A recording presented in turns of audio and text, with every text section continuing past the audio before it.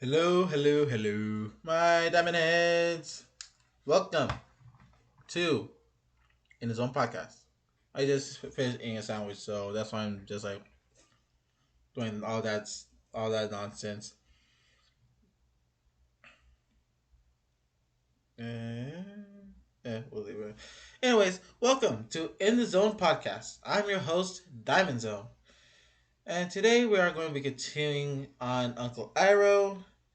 But before we do, we're gonna let everyone do the usual thing of being in, coming in, and getting settled in.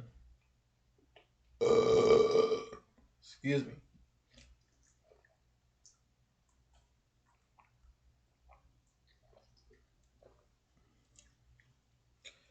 Brisk.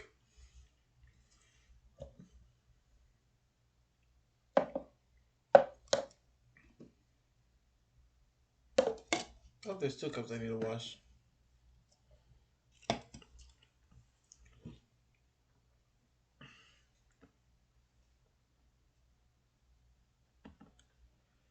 Well, while y'all are getting settled in, I'm just gonna go on my YouTube real quick.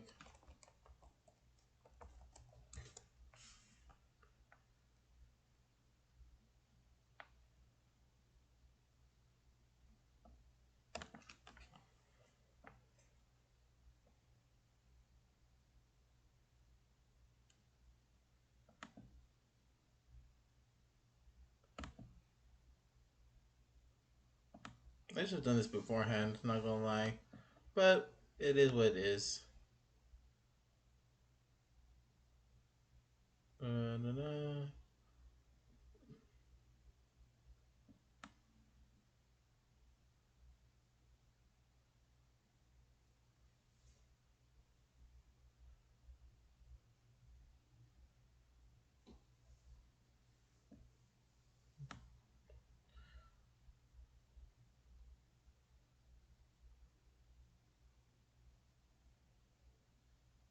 I'm almost there. That's the drill.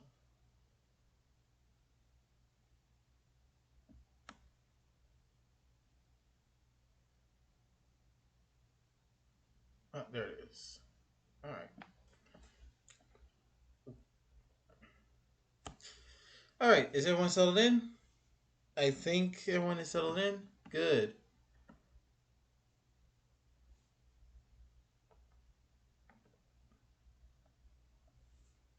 Go open up my chats real quick. All right. All right. Well, everyone's settled in. I hope. Now we're going to get into reviewing why Iroh is the pinnacle of masculinity. Yeah, this will be the last. This will be the last of the Uncle Iroh stuff. So sit tight.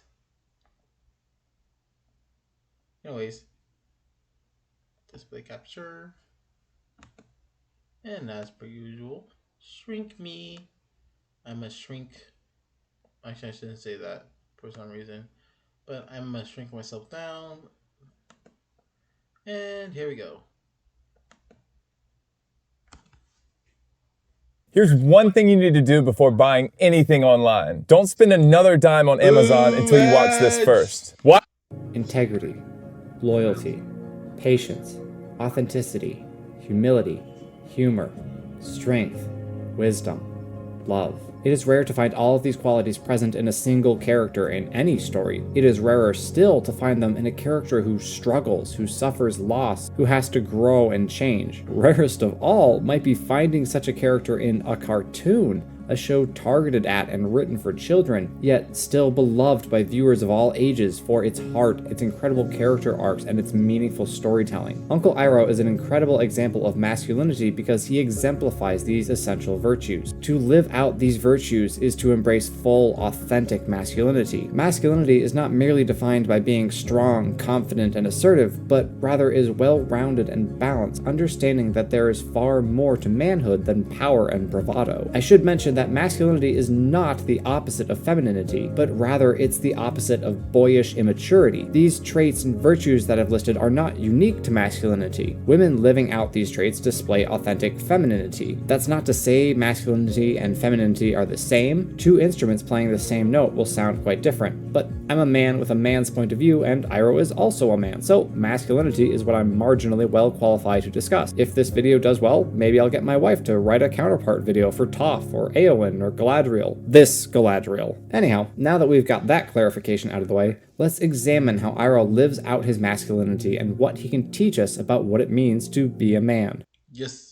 Having integrity, holding onto upright moral principles, is undoubtedly a necessary quality for any man. When faced with difficult decisions, do we stand fast and act according to our conscience, or do we fold under pressure? The show takes its time developing Iroh, slowly letting us learn more about him. At first, in addition to being his nephew's teacher, Iroh is presented as comic relief, a lighthearted counterpart to the overly serious and intense Zuko. Over time, Iroh's journey, his past, is revealed, and we learn how his mistakes, failures, and loss shaped him to be the man he is now. A man of principle, a man who believes in the dignity of all peoples. However, he doesn't start out as that man. Even after all he has been through, Iroh is not yet fully developed. During the Siege of the North, Iroh, still the loyal Fire Nation general, advises Zhao on the best strategy to win the battle and conquer the Northern Water Tribe. It is not until Zhao reveals his plan to murder the Moon Spirit that we get a glimpse of Iroh's higher principles. Iroh may be loyal to the Fire Nation, but he's also dedicated to the good and balance of the whole world. Forced to choose between the two, Iroh chooses the greater good, marking himself a traitor and commencing the final stage of his interior journey.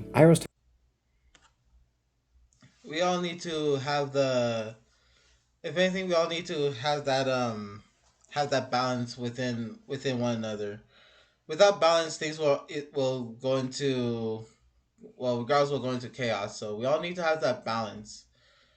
But yeah, you can't be loyal to someone or something. You can be loyal to someone or something. At the same time, if you cherish something, something that is morally right per se, and you choose to protect something that's morally right, of course you're going to get a lot of backlash for it. So for example, I'm going to say an example here. So for example, let's say, let's go. Dang, I don't want to use fatality. All right. So let's say that one person. Let's say that you go to a school that you're loyal to, per se,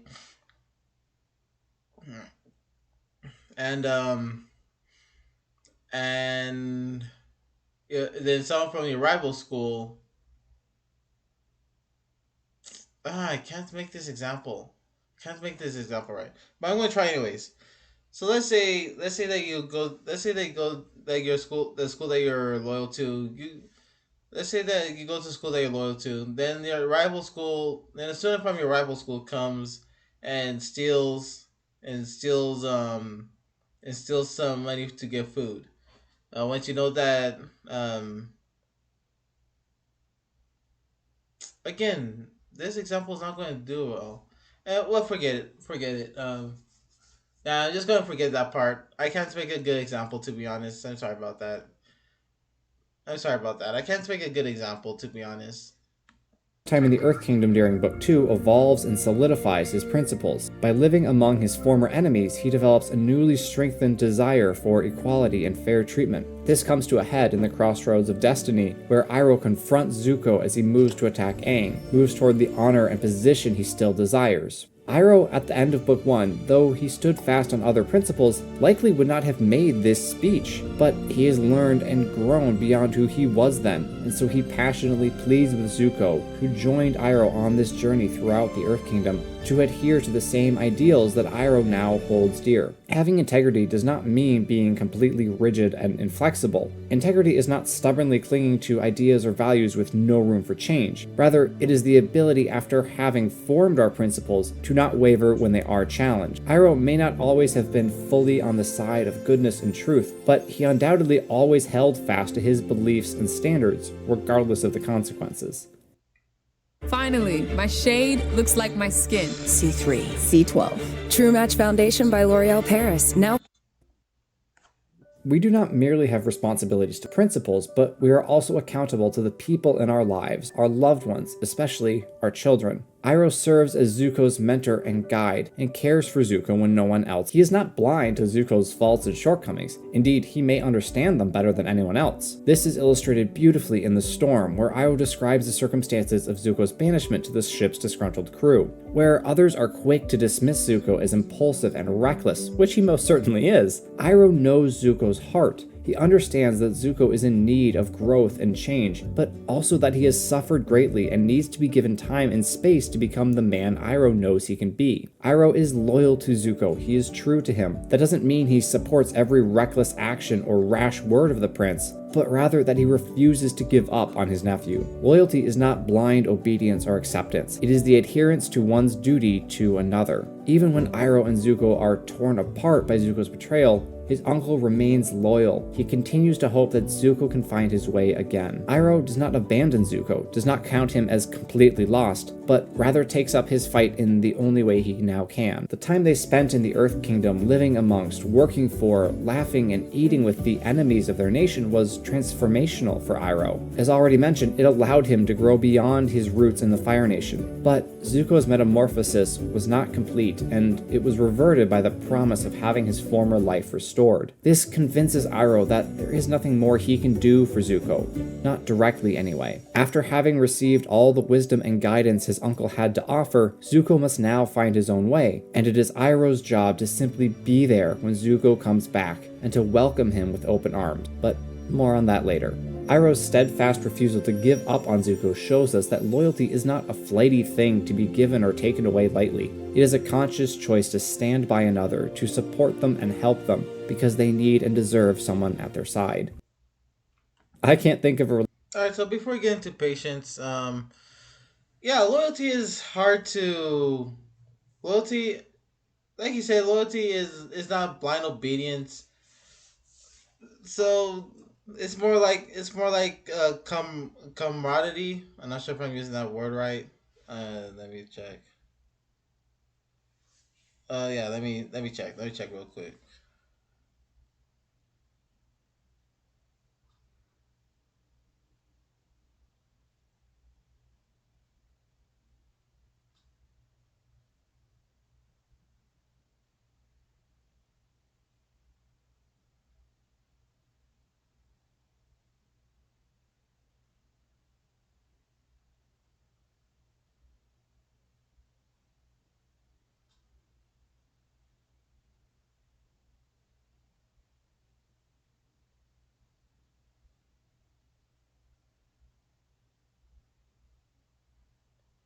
Yep, I did use it right. Camaraderie, mutual trust, and friendship among people who spend a lot of time together. So yeah, loyalty is just like camaraderie. I'm not sure. Camaraderie. I'm not sure if I'm pronouncing it right, to be honest. Camaraderie. I'm just gonna say camaraderie. But yeah, loyalty is just like camaraderie. If any, if anything, yeah, if anything, yes. If your best friend's doing something bad, of course you're going to check them, be like, "Hey, what are you doing, man?" Or, "Hey, you shouldn't be doing that," and help them guide to what's good and whatnot. So yeah, loyalty, like he said, loyalty is not blind obedience or something like that. It's more of camaraderie, um, mutual understanding, mutual aid, and stuff like that. relationship that better exemplifies patience than that of Iroh's with Zuko. Patience is an essential part of Iroh's loyalty to Zuko. Despite his nephew's regular outbursts, flare-ups, and explosions of temper, Iroh constantly remained a calming presence for the hot-headed prince. Having Patience is so hard sometimes. Having the patience to deal with people, that is hard to deal with sometimes. Cause because there'll be a lot of people that'll push your buttons, and yes, it happens to me a lot of times because one, I'm human, so yeah, having and patience is a learned behavior. Having patience is something they need to learn how to get, how to develop, not to get but develop. So when it comes to having patience, that's something that has to do with a lot of work, like a lot of work, and a lot of self reflection as well. So yeah, if anything, I'm now more patient than how I was like around 10 years ago when I was 13. When I was 13, I'm more patient as a 23-year-old than as a 13-year-old. Comparing those two ages to myself. patience to serenely deal with his decidedly impatient nephew is one of Iroh's defining qualities. King Bumi's advice applies beyond the limited scope of earthbending. As Iroh explains to Zuko in Bitter Work, each nation, each cadre of benders, can learn from the other elements and the other nations. The patience and steadiness of the Earth Kingdom's people is a quality that everyone should admire and strive to obtain. The ability to wait, to slow down, to calmly take your time and consider your options before acting is necessary for true, well-rounded masculinity. Charging at your problems head-on may in fact be the solution, but only if all other possibilities have been considered and found less effective. It should And yeah, like it, and I'm going to compare this to my Taekwondo career as well. Um, yeah, we need to have patience when it comes to scoring of points. If our opponent is First off, we don't know who our opponent is. When it comes to sparring, we don't know who our opponent is when it comes to competition sparring. When it comes to sparring within our own dojang, we know who we're sparring against. We know their weaknesses and yada yada yada. But when it comes to competition sparring, we don't know who we're going to go up against. So first things first. We shouldn't we should over or underestimate our opponents. We shouldn't do that in the first place because one, if we underestimate our opponents, that's being cocky. If we overestimate our opponents, then that's being a little bit too what's the word I'm looking for? Uh, that's I would say it's a little too rigid. So we do need to estimate. So we shouldn't over or underestimate our opponents.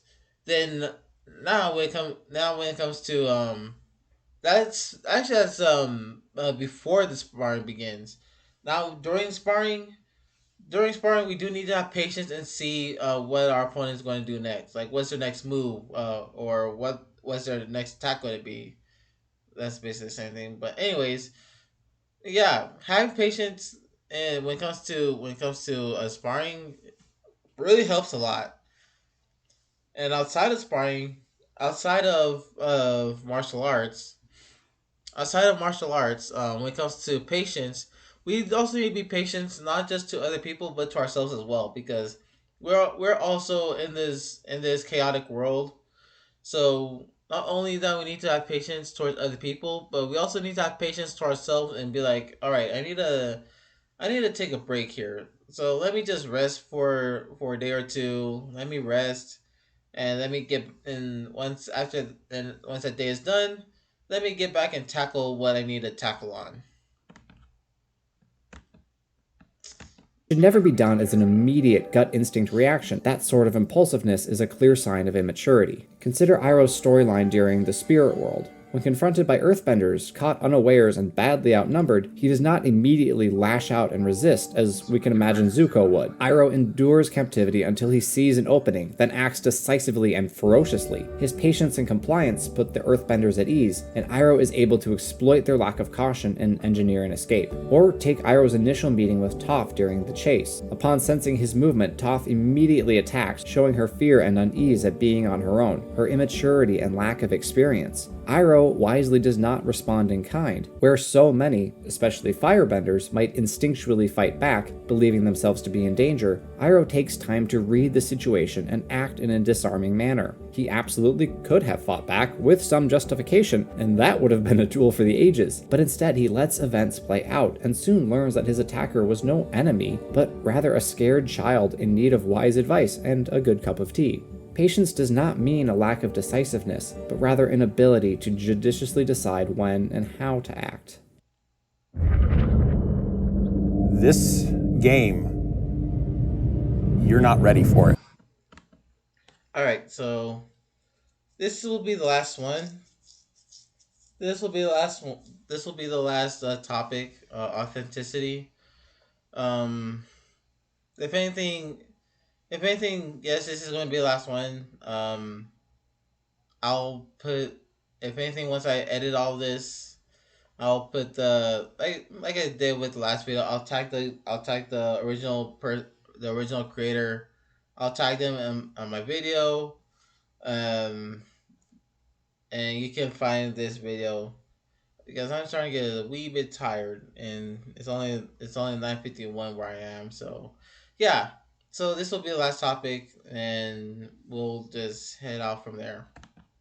To truly be a man, you have to be true to yourself, to who you really are. Men are not soulless robots capable of powering through any situation without changing so much as a facial expression or experiencing a single emotion, nor should they aspire to such stoic heights. Men should not only enjoy things deemed manly by whatever society they happen to live in, they should be able to enjoy a wide variety of things, from flowers to art to tea, and they should be able to appreciate the beauty, skill, or deliciousness inherent in all of those. Iroh is so beautifully, wonderfully authentic. There's no better example of his authenticity, of course, than his love of tea. I'm not suggesting I am a person that likes art. I'm a person that likes art. I'm going to come back. I'm going to come back to this in a bit, but for now, let me show you. I just want to show y'all something a bit. I just want to show y'all something because y'all know by now that I like anime. So what probably some of you don't know already is that I collect not only signatures but also art as also anime art as well. So let me show y'all. So yeah, this is all from, well, aside from two, which are like this one and, well, aside from three, this one, that one, and that one. Aside from those three, the rest is relatively new. The rest, except for this one right there, because that was a long time ago. I don't remember. I'm not sure if I'm putting it. There you go. Aside from that one, I'm not sure how long I had that for, but that one, that one, that one, that one, that one, that one, that one, that one definitely. Let's see. Am I pointing there? If you don't see it, that one, my Itachi one right there. I paid a lot of money for all these posters, and one out of three, four, five. Well, I'm not going to count. I'm not going to count this one. So 3, 4, 5, 3, 4, 6, 8, 9, 10, 11. Wow, I have 11. I have 11 posters, and only one of them I haven't got signed. I'm upset I didn't get this one signed because I didn't have the money. But nonetheless, that's one of my passions. What I'm getting at that is that I'm really passionate when it comes. I really like art, and obviously I have a collection, obviously, and as you can see, if my left and my right, there we go, and also back there, and this was my dad's. This one right next to my Naruto poster, right? This one Right, this one right there. That's my dad's. I still have that one. But getting off topic here. I have passion when it comes. I have a lot of passion when it comes to art, and as you can see from my wall of signatures and posters, we also we us humans needs to stop needs to humans as a whole needs to stop genderizing putting labels as genders, like gender specifics, if that makes any sense. So, for example, collecting should be both genders interest. Same thing with making clothes, making cosplay, drawing, painting, music. All these stuff is what a lot of people should. Uh, Again, I'm a little bit too tired for some reason. I don't know why I'm getting too tired. Anyways, I'm going to try to push through what I'm trying to say here. I'll try my best to push through what I'm trying to say here. Stuff like this should be, should have passion on both sides, both male and female, both guys and girls, men and women. And of course the I'm not going into specifics. I'm not going into specifics. I'm way too tired to do any specifics at the moment. But yeah, it doesn't matter who you are. If you have a passion for something, if you have a passion for something that isn't harming people, that isn't going to put people in harm's way, in any way, shape, or form, go do it. Do what makes you happy. Again, as long as it's not hurting people, as long as it's not putting people in harm's way, go do it. I forgot to do some. I forgot to. Yes, I forgot to do this, but it's. Let me do this right now. Let me do this right now. Let's see. View. Not stats. Docs. Stats. Chats. Twitch. No, not Twitch stats. Docs. Stream information. I forgot to do this. I wanted to get this done I want to get this done. There we go. There. I forgot to do that. I forgot to update the date. So, anyways, doesn't matter. So yeah, as long as you're not hurting anyone, do the passion that you like to do. Do the do some do something that you like to do, because life is too short to not do something that you love to do. So regardless, as long as you're not hurting anyone, as long as no one's getting injured by it, do passion do something that you love to do. Do something that you love to do. Do the Again, whether or not it is collecting plants or doing or farming. And of course martial arts is considered as a hobby as well, so that's that's the only exception where someone's going to get hurt. That's the one exception where someone's going to get hurt, and it's a passion. Just go easy. Just take it a little bit easy when it comes to martial arts and any type of combat sports. But yeah, as as long as you're not unethically hurting someone, do go pursue the passion that you like to do. That's what I'm trying to get across. All right, let me get back into it. Okay. Mm, there. All right, let's get back into it. Why is it always?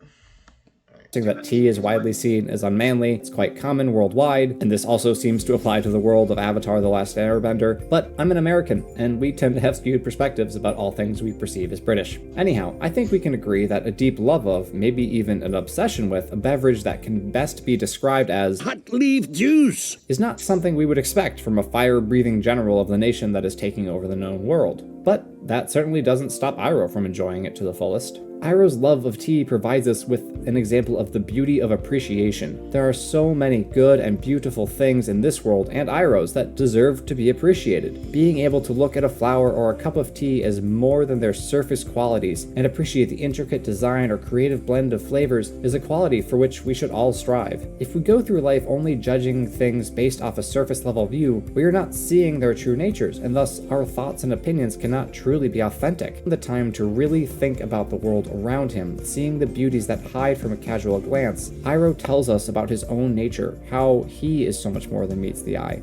Iroh's love of tea also shows us the importance of mastery. When we truly appreciate something, we should strive to master it as best we can. Whether an art form, a job, or any other means of self-expression, diligent study and practice cuts through cheap tricks and quick wins, and allows us to display something true and authentic about ourselves. By mastering the art of tea making, Iroh does not merely establish that he really likes tea, but also that he is a careful, patient, deliberate man who has spent years perfecting his craft. A man who can take the time to become a master, even in the making of hot leaf juice, shows he is not afraid to pursue his true passions and demonstrates a willingness to learn that is translatable to any area of study. By daring to be the Fire Nation General with a passion for tea, Iroh teaches us the importance of defying molds, of rejecting the expectations of others when they run contrary to our true selves, no matter how others might view us. All right. Do you think you'd be happier as a boy? All right. Well, you can watch the rest of it on Master Samwai's channel. But like I said earlier, I'm getting I'm getting extremely wee bit tired. So with everything that's been said, have a good night. Drink water, sleep tight, and don't forget again to drink water and have a good rest of your night.